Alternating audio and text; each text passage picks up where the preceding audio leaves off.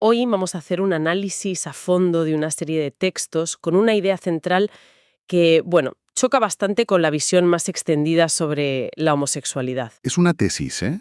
Provocadora como poco. Totalmente. La idea es que la atracción hacia el mismo sexo no sería una identidad innata, sino el eco de una herida infantil. Sí. Y tenemos material de todo tipo, ¿eh? Extractos de libros de autores como Joseph Nicolosi, Richard Cohen, documentos de la Asociación NARTH. Incluso trabajos de bioética y psicología. Exacto. Y la misión que tenemos hoy es desgranar la lógica interna de este argumento. O sea, cómo construyen esta idea y, sobre todo, qué mecanismos proponen para explicarlo. Es una inmersión en una perspectiva muy específica, casi un universo teórico propio, diría yo. Y todo, absolutamente todo, se sostiene sobre un pilar. ¿Cuál? La idea de que la atracción homosexual no es en el fondo sexual, es relacional. La piedra angular de todo esto es un concepto de la doctora Elizabeth Moberly. El impulso reparatorio. Ahí está, el impulso reparatorio. Que el nombre ya lo dice todo, ¿no? Suena a que algo se rompió y necesita, pues eso, repararse. ¿A qué se refieren? Exacto. A ver, la teoría lo que postula es que todo ser humano tiene una necesidad, natural, muy profunda, de vincularse con personas de su mismo sexo, Vale. sobre todo con el padre o la madre durante la infancia. Si ese vínculo es débil, o se rompe, o es deficiente, se crea una herida, un vacío. ¿Y entonces? Pues que, según Moberly, años más tarde, ese anhelo no satisfecho de amor, de conexión, resurge, pero esta vez erotizado. La atracción sexual sería, por tanto, un intento inconsciente de la psique por reparar esa herida original. Entiendo. O sea que el deseo sexual es como la punta del iceberg y debajo hay una necesidad emocional muchísimo más profunda. Esa es la idea. De hecho, creo que Richard Cohen lo lleva a un extremo muy visual, ¿no? En uno de los textos. Totalmente. Él lo resume en una frase que es casi un eslogan para toda esta corriente. Escribe, y lo cito porque es muy directo, un hombre homosexual está buscando el amor de su padre en los brazos de otro hombre. ¡Wow! Para él, el acto sexual es un símbolo, una metáfora de esa búsqueda de unión masculina que faltó. Es una imagen potentísima. Y hay más. Otro psicólogo que mencionan, Gerard van den Aardweg, le da otra vuelta de tuerca. Habla de la teoría de la autocompasión. ¿Eso cómo encaja aquí? Pues lo que hace Van den Aardweg es conectar esa herida con un complejo de inferioridad, crónico. Argumenta que el niño, que no se siente validado por su padre o por sus amigos, desarrolla una sensación de no ser suficientemente hombre o suficientemente mujer. Una inseguridad profunda, vamos. Exacto. Y eso puede derivar en lo que él llama una autocompasión neurótica, una especie de lamento interior constante, una personalidad de pobre de mí. Y la fantasía homosexual se convierte en un consuelo, una forma de decirse, pobre de mí, que no recibí ese amor, pues al menos merezco este placer para compensarlo. Vale, entonces tenemos un impulso reparatorio de una herida y una autocompasión por un sentimiento de inferioridad. Los dos caminos llevan al mismo sitio. A la infancia. Y más concretamente, a la familia. Claro, de hecho, los textos dedican un espacio enorme a describir un patrón familiar que consideran clave. Sí, aquí la figura central es Joseph Nicolosi. Él es quien populariza lo que llama la tríada clásica para la homosexualidad masculina. Un patrón que según él se repite una y otra vez en sus historiales clínicos. ¿Y en qué consiste esa triada? Describe a un padre que el hijo percibe como, pues, distante, pasivo, crítico o directamente ausente. Y por otro lado, en el otro vértice, una madre percibida como sobreprotectora, demasiado cercana, dominante. Un esquema muy definido. Pero, ¿cuál es el mecanismo exacto? Si el padre es la figura clave, como dicen, ¿cómo describen que su ausencia provoque justo esta consecuencia? Lo explican como un proceso de identificación que falla. A ver, en el desarrollo normal, argumentan, el niño pequeño está identificado con su madre, ¿Lógico? pero llega a un punto, sobre los 2 o 3 años, en que necesita desidentificarse de ella para identificarse con su padre, y a través de él con el mundo masculino. El padre es el puente, ¿Y si el puente no está? o es inestable, porque el padre es lejano, o incluso una figura que da miedo. El niño no se atreve a cruzarlo. Se queda, por así decirlo, en el mundo de la madre, y ve el mundo de los hombres como algo ajeno, misterioso. Intimidante. Citan algún ejemplo, ¿verdad? Sí, a menudo mencionan la autobiografía del saltador olímpico Greg Louganis, que describe una relación muy dura con un padre adoptivo distante. Lo usan como ejemplo paradigmático de este patrón. ¿Y la madre? En esta tríada, ¿qué papel juega exactamente? La describen de una forma muy activa. Sí, no es una figura pasiva. En estos textos la describen como alguien que, a menudo sintiéndose poco atendida por su marido, vuelca todas sus necesidades afectivas en el hijo. Hablan del síndrome de incesto emocional. El niño, sobre todo si es más sensible, se convierte en una especie de marido sustituto emocional para ella. Y esto, según la teoría, pues refuerza aún más la identificación del niño con el mundo femenino. ¿Y para la homosexualidad femenina? ¿Es el mismo patrón pero a la inversa? Es parecido en el sentido de que lo atribuyan también a la familia, pero con matices. Señalan principalmente dos caminos. Uno sería una ruptura, una herida en la relación con la madre. Si la madre es vista como débil, controladora, la hija puede desarrollar un rechazo hacia ella y, por extensión, hacia su propia feminidad. Entiendo. ¿Y el otro camino? Una relación anormalmente cercana con el padre, lo que a veces llaman un complejo de Electra no resuelto, donde la hija se identifica demasiado con lo masculino para complacer al padre. Vale. Con lo cual, si para estos autores todo el peso recae en el entorno, en la crianza, esto les lleva a una conclusión Sí. bastante controvertida. La prevención. Exacto. Claro, si la causa es ambiental, la solución también lo es. Nicolosi en esto es muy explícito. Sugiere una intervención temprana en niños que presentan lo que él llama desorden de identidad de género. ¿Y qué proponen? Pues, por ejemplo, fomentar activamente la relación padre-hijo.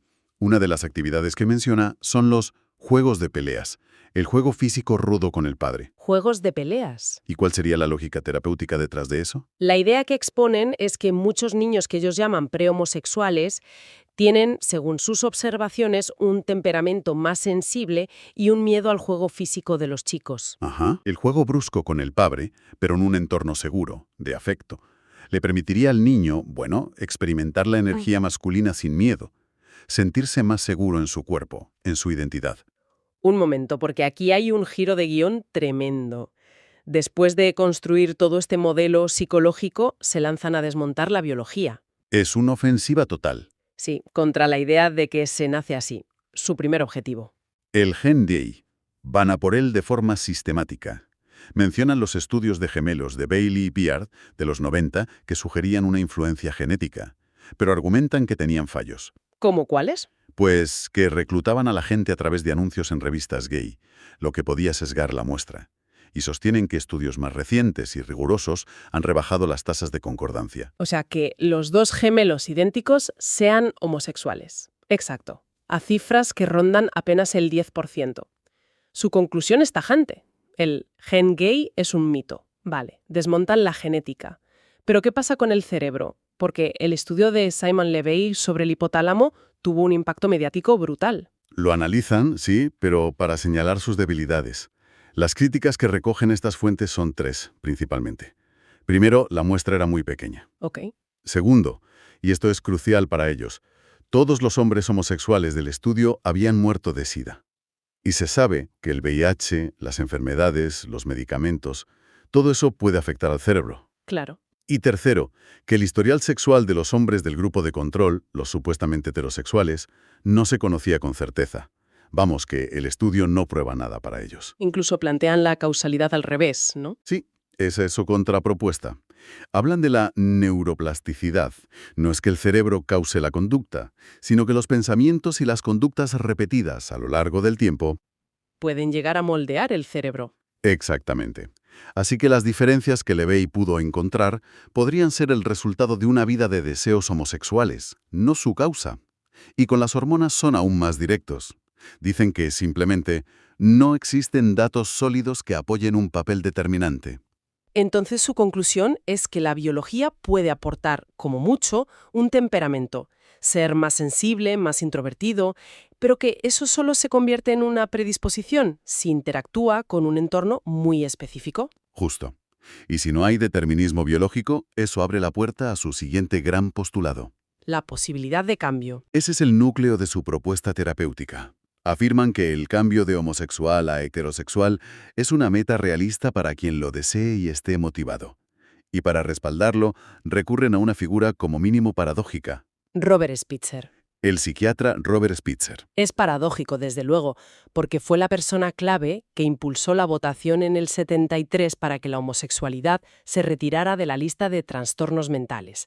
Y ahora, según estas fuentes, valida la terapia de cambio. Sí, Los textos explican cómo él mismo reconciliaba esas dos posturas, porque suena un nudo argumental importante. bueno, lo que las fuentes destacan es que Spitzer, aunque defendió la despatologización, siempre se vio a sí mismo como un científico. Años después, se encontró con gente que decía haber cambiado su orientación.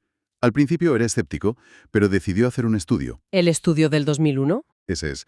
Lo publicó con 200 sujetos y concluía que, efectivamente, muchas personas han hecho cambios sustanciales hacia llegar a ser heterosexuales. Para los autores de nuestros textos, el testimonio de Spitzer es la prueba definitiva, su argumento de autoridad. Y más allá de ese estudio, ¿cómo es ese camino del cambio en la práctica? ¿Qué métodos proponen? Richard Cohen, por ejemplo, lo estructura todo en un modelo de 4 etapas. Primero, un trabajo de base, centrado en la conducta. La segunda etapa es la sanación de las heridas homoemocionales. ¿Qué es el núcleo, no? Sanar la relación con el padre, con otros hombres. Exacto. La tercera es la sanación de las heridas heteroemocionales, que suele ser la relación con la madre. Y la última etapa es desarrollar la atracción por el sexo opuesto. Suena muy estructurado, ¿sí? ¿Y qué técnicas concretas usan para sanar esas heridas? Mencionan varias. Una clave es la relación con mentores. Buscar hombres heterosexuales seguros que puedan ofrecer amistad y afecto no sexual. El modelo que faltó en la infancia. Esa es la idea. Y otra técnica muy comentada es la terapia de abrazos. Parten de que la necesidad de contacto físico masculino es legítima, pero que en la persona con AMS se ha erotizado. El objetivo es satisfacer esa necesidad de forma no sexual, para deserotizar el contacto. Aquí encaja la anécdota personal de Richard Cohen con su padre que mencionan los libros. Es una imagen de una vulnerabilidad increíble. Totalmente. Un hombre adulto pidiéndole a su padre que lo siente en el regazo. Más allá de la teoría, esto ilustra la intensidad de esa herida de la que hablan, ¿no? Absolutamente. Es el ejemplo más gráfico de lo que significa reparar.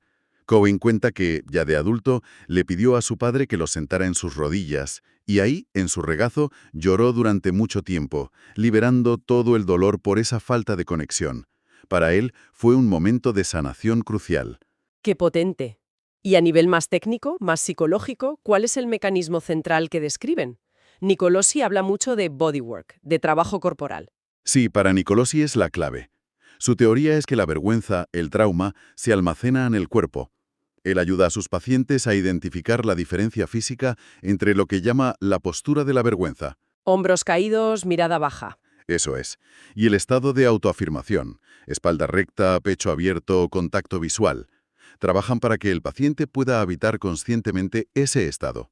Y la tesis es que cambiando la postura, La tesis es que cuando el hombre se siente corporalmente seguro, arraigado en su masculinidad, en ese estado de afirmación, los deseos homosexuales disminuyen drásticamente. De forma espontánea, el cambio para él no es tanto mental como físico, visceral. vale. Entonces, resumiendo, el cuadro que pintan estas fuentes es muy claro.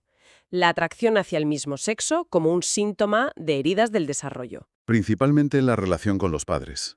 Para ello, cuestionan el determinismo biológico y proponen caminos terapéuticos concretos, centrados en sanar esas heridas y fortalecer la identidad de género. Y es fundamental entender desde dónde hablan. Ellos se presentan como una voz disidente casi silenciada. Argumentan que las grandes asociaciones de salud mental han adoptado una postura que califican de política, no científica. Cerrando la puerta a la investigación, según ellos. Exacto. Y estigmatizando a quienes quieren explorar esa vía. Se ven a sí mismos como defensores del derecho a la autodeterminación del cliente, en contra de una ortodoxia impuesta. Para terminar, y saliendo un poco del tema central, uno de los autores, Aquilino Polaino, tiene un capítulo sobre la autoestima que me ha hecho pensar. Advierte del peligro de basar el valor personal en los sentimientos o en los logros, que siempre cambian. En lugar de basarlo en un yo más profundo, intrínseco. Justo. En lo que uno es más allá de lo que siente o hace. Y esto plantea una pregunta que ya nos saca de este debate y que es aplicable a cualquiera. ¿Hasta qué punto la identidad de una persona se define por sus sentimientos y sus deseos? ¿Y hasta qué punto por un ser más profundo, que permanece independiente de las circunstancias o de las emociones del momento,